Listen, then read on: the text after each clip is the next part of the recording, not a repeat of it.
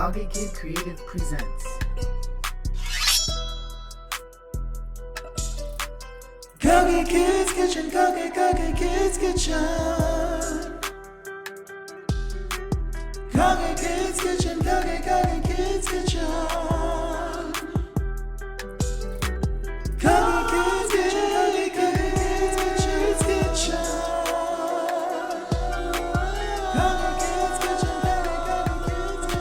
Hi, my name is James, aka Kagekid, and you're watching my show, Kagekid's Kitchen, the back to school series installment, where I go back and I revisit all of the lessons that I've had in culinary school, and I just amp it up with a little bit of the knowledge that I have now with all of the jobs that I've had afterwards in order to make a better version of the recipe that I was able to make in culinary school. As you'll notice, my style is a little bit different, but that's because I'm just like Kamiko from Scallion Showdown, where she literally comes into every episode with a completely different new style, with a new hair, with a new look. I'm trying to change things up. Here we go. So the second thing that you learn in culinary school is how to make breakfast foods. When we learned how to do breakfast foods in culinary school, we did a little bit of everything. We did our savory foods, we also did our sweet foods, we did waffles, breads, eggs, a little bit of everything. But what I really like about breakfast is usually the savory parts. So I'm going to do a savory breakfast for you today. I live in New York, if most of you do not know. And in New York, there are two kind of special breakfasts that we have here. Both of them are sandwiches. One is a bacon, egg, and cheese, and one is a bacon, egg, and cheese. Just kidding. The second one is a eggs Benedict, which is essentially a bacon, egg, and cheese, except you're replacing the cheese with hollandaise sauce. But what I'm doing today is a mixture of the two. It's going to be an eggs Benedict with cheese sauce, and also instead of Canadian bacon, I am going to be using a pork patty that I make myself. So today for you guys, I'm going to be making a scallion English muffin. On top of that, we're going to be making an everything style pork patty. We're going to get a poached egg. On top, we're going to get some hollandaise and some cheese sauces. I wanted it to have the classiness of an eggs Benedict along with the hominess of a bacon, egg, and cheese with the flair that only I think I can think of. The way we're going to jump into this recipe is we're going to start with our scallion muffins. I have some flour, salt, some melted butter, warm milk, an egg, scallions, yeast, and some honey. So the very first thing that you want to do is you want to get your yeast woken up. We have some active dry yeast here. We're going to put that right into our warm milk. Also going to get some honey in there as well. And the very first thing that you want to do is you want to give that a good stir. We're gonna let this sit to the side while our yeast wakes up a little bit. In the meantime, we're gonna get started with our dry ingredients. So we have our flour here. First thing we're gonna do, we're gonna get a pinch of salt in there. We're going to mix together our salt and our flour. Next thing we're gonna do is we're gonna add in our scallions. Give that a mix as well. And then what we're going to do is we're going to make a well right into the middle of our bowl. We do that just by pushing along the flour off to the sides of the bowl. And this is to make space for our wet ingredients. Right into our well, we're gonna put in our yeast mixture, in our melted butter, in our egg. We're gonna stir this together. You really wanna mix it together just until it forms into one piece of dough. Get all of the flour incorporated into there. Once it starts getting too tough to turn with your fork, take the dough off. Now it's time to use your hands. Once your dough starts to come together into one feasible thing, you can dump it right onto a flat surface. Make sure you're getting everything nice and together. There are 3 motions in order to knead the dough. Before the time that KitchenAid stand mixers existed, we needed to do things with our hands. And there are 3 easy steps to kneading, and it actually isn't that bad. You only need to knead for about 5 minutes, which is a good arm workout. Their 3 steps are just to push the dough down, fold the dough in half, and then give it a turn. That's it in slow motion, but when you do it in fast motion, you'll see that it's just one fluid motion of pushing down the dough, folding it in half, and turning it. You want to do this for about 5 minutes or so, just until your dough comes together. When you're kneading, you want to make sure that you're really putting a lot of force into the dough. Bring it closer to you if necessary, and after 5 minutes, it should be good to go. I'm gonna transfer it over into this bowl. I'm gonna drizzle some olive oil on top of it. The next thing we're gonna do is we're gonna cover this with a damp paper towel. and then we're gonna let this rise for an hour. Alrighty, so now that we're letting our dough rise, what we're going to do is we're gonna go over to the stovetop and we're going to work on our onions. So the onions are going to be a part of our pork. We're going to caramelize them so that they can add a little bit of sweetness into our pork flavor. The first thing you wanna do on your pan is you wanna get it nice and hot.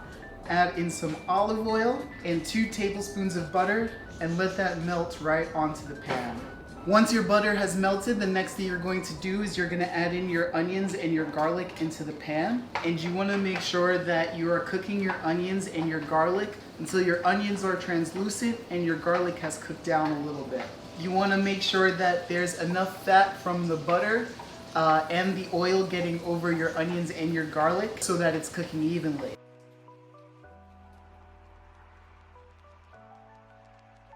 Your onions and your garlic should cook down for about 1 to 2 minutes.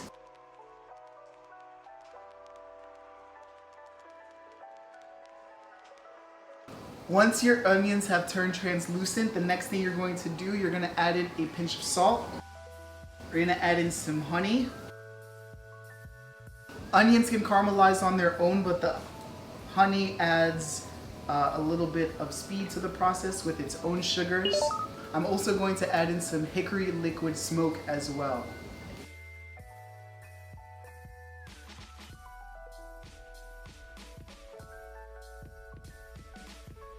So once our onions are done caramelizing, we're gonna take them off of the heat and we're going to give them a chance to cool down so we can add them into our pork so that it doesn't cook the pork while we are making the patties. Now that we let our onions cool, the next thing that we're going to do is we're gonna get started on our pork. We're gonna add in our spices. I have some salt, pepper, onion powder, paprika, and some chili powder. I'm also gonna add in some more of that hickory smoke, and I'm just gonna give it a good mash with my hands. Make sure that all of those flavors are getting imparted into the pork. Once all of your seasonings are inside of the pork, you're gonna put in those caramelized onions and garlic, and then mash that in there as well. The mashing movement is very similar to the kneading movement, but I'm keeping it in the bowl because I don't want to get my pork all over the table. And here's our pork. Alrighty, so now that our pork is all done, the next thing that we're going to do, I have this bowl of flour here. I'm gonna lightly coat my hands in some flour, just enough so that the pork patties don't stick to my actual hand. Next, I'm gonna take a golf ball sized amount of pork. I'm gonna roll that up into my hands, just like so. And then I'm gonna flatten it so that it's nice, circular shaped. And then I'm gonna get that onto the tray. In between making your pork patties, if your hands or the pork itself is too sticky, you can put a little bit of flour over your hands. The flour helps the pork not only stick to your hands, but it'll also help with the browning process in the oven. You wanna make sure that they're nice and flat. The ground pork that I'm using today is really, really fatty, and it has extra fat in it from the butter, the olive oil.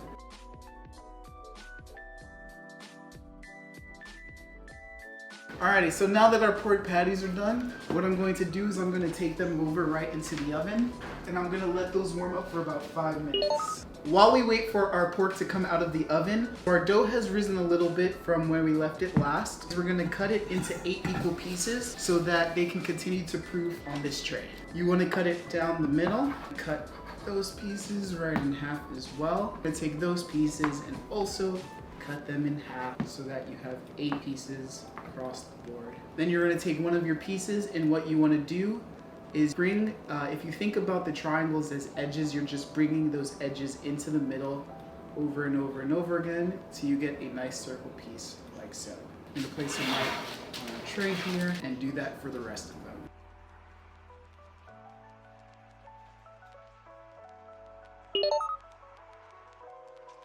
Once you formed all of your muffins, you're gonna let them rise. The next thing we're gonna do is we're going to take our pork patties out of the oven. Once our pork patties are out of the oven, the next thing we're going to do is we're going to baste them with a marinade, and then we're going to sear them. The marinade is made out of 4 ingredients.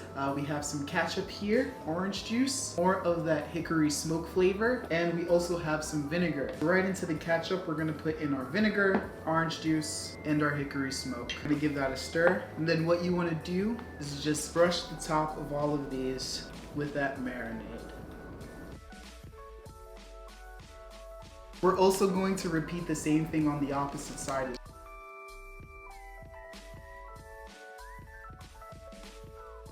Once you're finished brushing your pork patties with the marinade, you're gonna top it with some everything seasoning. I made my own everything seasoning with some black poppy seeds, sesame seeds, salt, garlic, and onion. But you can buy your own store-bought everything seasoning as well. I'm just gonna sprinkle a little bit right onto the top of these patties.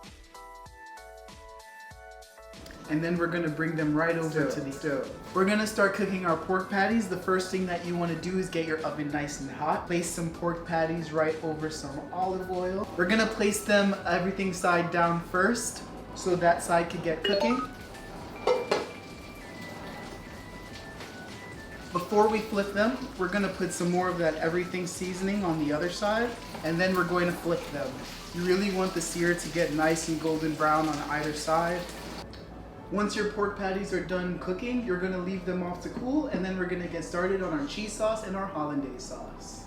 When you get started on your cheese sauce, the very first thing you're going to do is you're going to throw in your butter and your flour at the same time. The mixture of flour and butter together is known as a roux. This is just for thickening up the cheese sauce.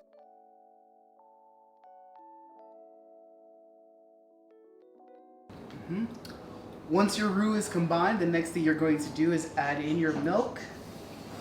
And it's very important that when you add your milk, you're stirring constantly. You want to incorporate that roux into the milk as you get your milk nice and heated up for the cheese sauce. While we are stirring the milk, we're also going to add in our seasonings. In here, I have some salt, some white pepper, some dry mustard, some cloves, and we're also going to add in some Worcestershire sauce. In addition to that, we're also going to add in 1 small onion, and we're going to also add in some bay leaves. This doesn't get added to the cheese sauce at the end, but we're mostly putting it in there for some flavor. Once you see the milk starting to bubble because it's starting to boil, you're going to take your milk off of the heat, and we're going to remove the onion and the bay leaves. And last but not least, the best part of the cheese sauce, which is the cheese. We're gonna add in some cheddar cheese here and get this nice and stirred up. Once we're done with our cheese sauce, the next thing we're gonna do is start working on our hollandaise sauce. For our hollandaise sauce, the main base of it is egg yolks. I also have some white wine vinegar here and some lemon juice. First thing you wanna do is you wanna crack your egg. When you hold your egg, hold it vertically, and give it a crack right into the center, and let all of the egg whites drop out. Using your shells, you can pass your yolk back and forth just to make sure that you're actually getting the yolk. Once your yolk starts to break, you can put it right into your bowl.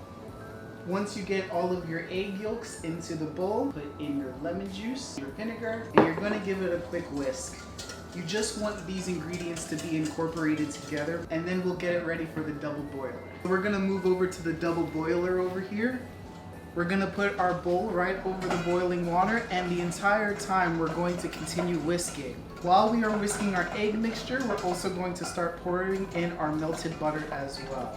You can do this one of two ways. Either get in some butter in at a time and then incorporate it and continue to do that, or you can pour it all in one steady stream at a time. Once we're done with our hollandaise sauce, we're gonna let it cool down so that we can get it ready for the rest of our sandwich. In the meantime, we're gonna get started on poaching our eggs. We're gonna use the same exact water that we used for making the hollandaise sauce. It was already at a rolling boil and the water needs to be hot. We cooled it down a little bit just so that it actually isn't boiling anymore. You do not want your water boiling when you are making poached eggs, because the bubbles that happen inside of the water can actually burst open the egg and actually ruin the entire poaching of the egg itself. Add in some vinegar into your water. Then we're gonna use our slotted spoon and we're gonna give it a stir so that we can get the vinegar incorporated into the water. We also wanna get a whirlpool going. Right after this, you should have an egg cracked into a bowl or a ramekin. You want to place it right into the center of the whirlpool. You want to do that nice and carefully, and when you do that, you'll see the egg whites start to form around the egg. This process is called coagulation. This is just the egg whites coming over the egg to complete the poaching process. We're going to let our egg sit for about 3 to 5 minutes and let it do its work.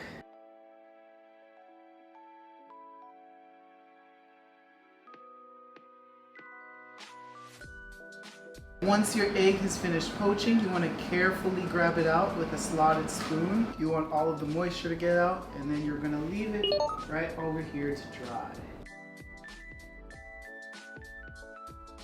Once we're done with our eggs, the next thing we're going to do is we're going to get started cooking our English muffins. I have some cornmeal here. I'm going to very quickly dust the top of all of these. You can choose to put them on when it's rising, but I don't really like the cornmeal taste on English muffins, so I'm putting as minimal as possible. Also flip them over. You want to do both sides of these.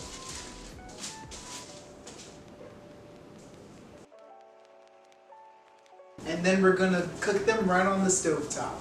For your English muffins, you want to get your pan extremely hot. You do not need any oil or butter on it. You just need a really, really hot pan. Take 1 or 2 or 3 or 4, as many as you want to fit on the pan, and then just press them right down into the pan itself.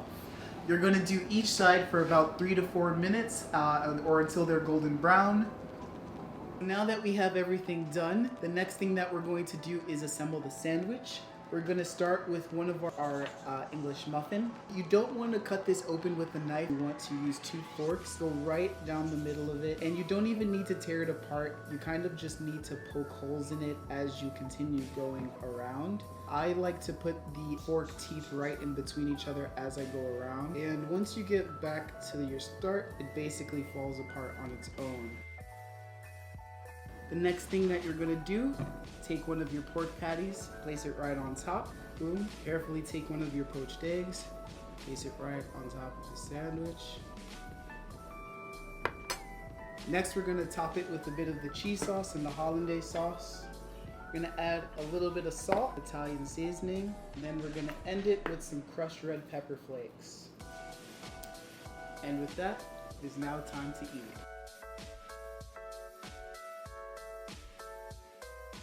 Looks delicious. Oh, that's spicy. Fuck. Sorry, I don't know if we're cussing, but it's delicious. Oh, I'm glad. Definitely taste the eggs. It also tastes like a bacon, egg, and cheese. I always thought a hollandaise sauce missed cheese. No, I did think a hollandaise sauce missed cheese. Like, it looks cheesy. You always want it to kind of taste cheesy, and then it doesn't. It's like it's refreshing and it's delicious, but it's also not cheesy. It's like one of those visual things. When you're thinking of brunch food, you're not thinking of something that's gonna weigh you down. It's like you keep it light. So I get to go with poached eggs and not pork. That's why I only wanted to do a thin pork patty. I didn't want to do like a whole pork burger. A pork burger. A porker. I wanted everything to be kind of like light and refreshing, but also give it that like cheesy, like it's kind of the greasy drunk food that you want, but also it's like eggs Benedict. Yeah. I like the spice added to it. I think that's as far as I could go. It's like, That's delicious. it just feels too dairy for me. That's right, you just finished having too much Parmesan cheese, right? I just don't, I don't eat like I used to. That's delicious. I like the style. The style is very different. I've never seen this kind of style like for a bacon, egg, and cheese, so I like its originality. I know every idea, no idea is original, they say. So, but I like the how rare it is. I like its rarity. Thank you. I ate that up. And I got some on my shirt. So, it's kind of a good meal. I like the crispy bits of the pork, biting those. I think the sauces are really good. And then also the English muffins. You don't often get fresh baked, cooked, because you didn't bake it. Fresh cooked English muffins. The scallion. I actually like how it all came together. The chef's surprise. No, yeah. I'm always surprised with my food every single Well, I'm happy with the way it turned out. It's really, really good. A+. A+ effort. Thank you. Yeah, the spice definitely helps. I like spicy food, so that's why. It was that red pepper. I didn't think it was going to add such a huge kick. I mean, I love heat. You could just get them in hot sauce. You could have done like a spicy cheese. That's true. A jalapeno cheddar cheese. A jalapeno cheddar cheese. Yeah, Fuck think it of up. that. I'll have to make a pork alternative so that you can have something to enjoy the flavor. Yeah. It's good, but I did want to hear someone's genuine opinion of what an eggs Benedict would be without that ham pork. portion. It literally is that like little ham slice. So like in an actual eggs Benedict, it doesn't really matter like here No. and there. Like I don't really like the ham. More Yeah. than half the time I actually take it out because it's just like a dry piece It's like of the like it's like a Canadian slippery ham. thing. Yeah. It usually messes up the composition of the sandwich. That's why I like the smoked salmon instead of. Thank you guys so much for coming to this show. I appreciate it. And there you have it. That's how you make an eggs Benedict / bacon, egg, and cheese. As you can see, it is very, very delicious. It was very, very easy to make also. If this video gets 500 likes, I will leave the recipe down below so that you don't have to watch the entire video to do it. Make sure to like, comment, subscribe, check out my other content. I also have some music videos, some cool slow-mo, some other events that I do. Check it out all on my YouTube channel. Anyway, thank you for joining me for my second episode of Kagekid's Kitchen. Peace.